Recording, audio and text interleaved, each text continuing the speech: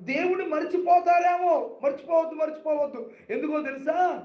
మీరు ఈ స్థితిలో ఉండటానికి ఏ స్థితిలో నుండి వచ్చారో గుర్తు చేసుకోమన్నాడు. దేవుని స్తోత్రం.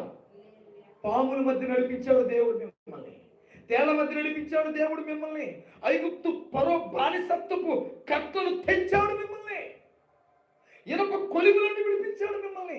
అసలు ఆయన మీకు చేసిన మేలులు గుర్తొస్తే అసలు ఆయన మీరు మర్చిపోరు అని చెప్పి హెచ్చరిస్తే వీళ్ళు ఏం చేశారు తెలుసా? ఇప్పుడు కీర్తన 78:1-11 ప్రకారం ఆయన క్రియలను ఏం చేశారు? మర్చిపోయారు.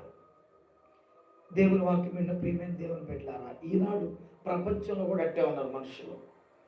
దేవుడు ఎన్నో ఉపకారాలు చేశాడు. తినడానికి తిండి, ఒకప్పుడు తినడానికి తిండి లేని పరిస్థితి, ఈరోజు సమృద్ధిగా తినడానికి దేవుడు సహాయం చేస్తున్నాడు. ఒకప్పుడు సరైన ఇల్లు లేని స్థితి, గృహాలు ఇచ్చాడు. ఒకప్పుడు సరైన వస్త్రాలు లేని స్థితి, వస్త్రాలు ఇచ్చాడు. ఒకప్పుడు ఇంట్లో జరగడానికి లేనటువంటి పరిస్థితి, ఇప్పుడు దేవుడు ఇంట్లో జరిగేటట్లుగా కృప చూపుతున్నాడు. ఎన్నెన్నో అక్కర్లు తీర్చి, వీటన్నిటికంటే ముఖ్యంగా ఒకప్పుడు పాపంలో ఉంటే పాపం నుండి విడిపించి ఇప్పుడు ఆయన సన్నిధిలో కూర్చునే భాగ్యం ఇచ్చాడు దేవుని.